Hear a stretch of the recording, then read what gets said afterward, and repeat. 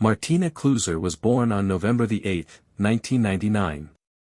The first child of Giovanna Pupilo and Claudio Kluzer. She grew up with her parents and a youngest sister Doriana at Trezzano sul Naviglio near Milan in Italy. At first, she was a quiet and shy little girl. But as she grew, she became cheerful, curious, and always ready to notice when someone needed kindness or comfort. Everyone who knew Martina remembered one thing above all else: her deep love for God. Prayer was never just part of her daily routine. It was the heart of her life. And even as a small child, she believed with complete trust that nothing was impossible for Jesus. In October of 2005, Martina began suffering from severe stomach pain. At first, doctors believed a large mass inside her body might be an extra kidney, but after more tests, the heartbreaking truth was revealed. She had a stage 4 cancer. She was immediately admitted to the Cancer Institute in Milan. Yet, even in the middle of fear and uncertainty, it was little Martina who gave courage to those around her. She carefully learned about her treatments and comforted her family with a peace that seemed far beyond her years.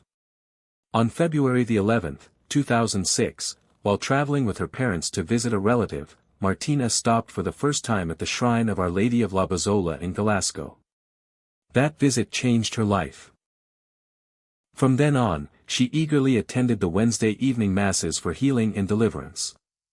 She also loved making pilgrimages to Fontanelle di Montechiari, where the Blessed Virgin Mary appeared as Rosa Mystica to Purina Gilli. As Martina's illness continued, her family prayed constantly, placing all their hope in Jesus. Then on June 26, 2006, something happened that filled everyone with amazement. Doctors announced that Martina had been completely healed. Her parents could hardly believe the wonderful news. But Martina was not surprised at all. She had always believed that Jesus would answer their prayers. For her, miracles were never impossible because she trusted completely in this love and power. Yet the Lord was preparing something even greater for this little soul. On Wednesday evening, after Holy Mass at La Bazzola, Martina fell asleep on the drive home. During that sleep, she later shared that she was visited by the Blessed Virgin Mary Rosa Mystica. According to Martina, Our Lady lovingly asked if she wished to come with her to heaven. When her mother, Giovanna, heard that her daughter's answer had been a simple yes, her heart was filled with sorrow and confusion.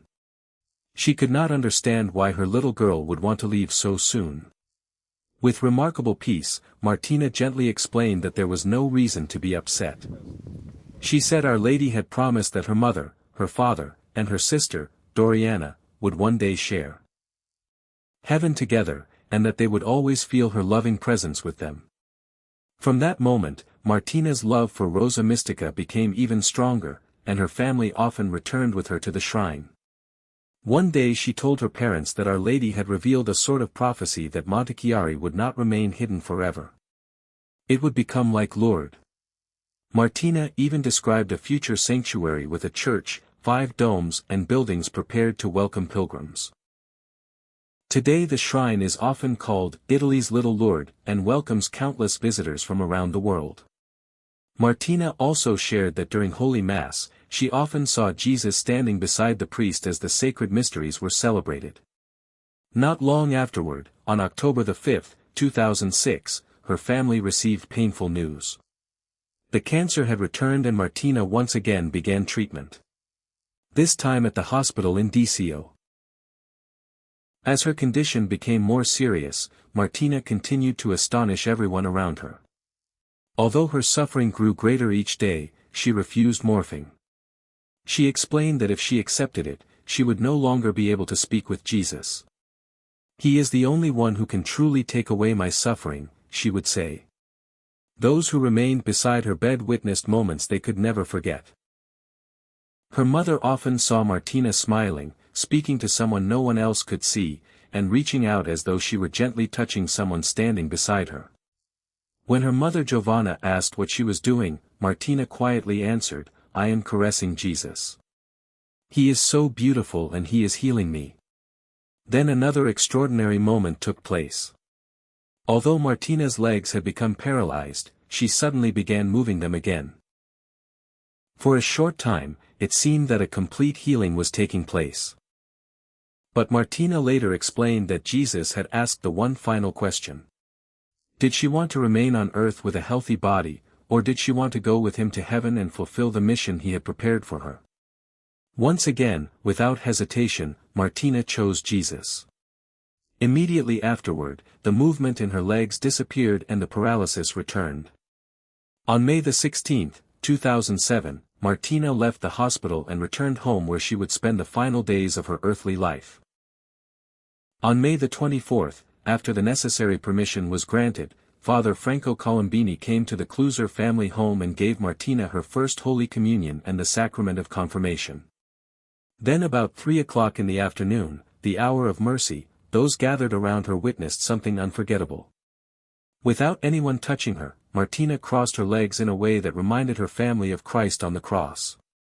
Her mother gently tried to move her leg, but it would not move. Martina also whispered that she was thirsty.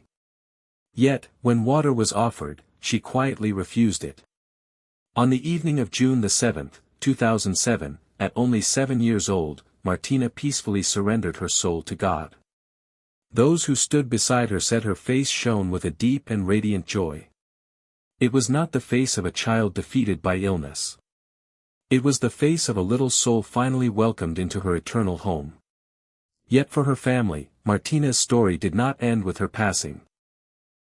Her mother says she still experiences her daughter's loving presence in quiet and comforting ways.